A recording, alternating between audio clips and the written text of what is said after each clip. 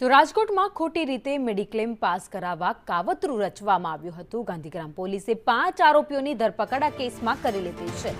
મયુર છુચાર, doctor અંકિત કથાણીની ધરપકડ કરાઈ છે। આ સાથે જ ભાવિક માંકડ, હિતેશ રવૈયા, હિમાંશુ રાઠોડની પણ ધરપકડ કરવામાં આવી છે। 40 લાખનો મેડિક્લેમ પાસ કરાવવાનું કાવતરું ઘડ્યું હતું। સમર્પણ હોસ્પિટલમાં આખો પ્લાન ઘડવામાં આવ્યો હતો। સમર્પણ હોસ્પિટલની 2 ફાઇલો બનાવી હતી। દર્દીએ પેરાલિસિસને નામે આ કાવતરું ઘડ્યું હતું। 40માંથી થેરાપિસ્ટ ડોક્ટરને મળવાના હતા 10 લાખ રૂપિયા। ડોક્ટર સહિત 5 આરોપીઓની પોલીસે અત્યારે ધરપકડ કરી વધુ તપાસ હાથ ધરી છે। આ ગુનામાં અત્યાર સુધીમાં કુલ 5 આરોપીઓને પકડી પાડવામાં આવ્યા છે।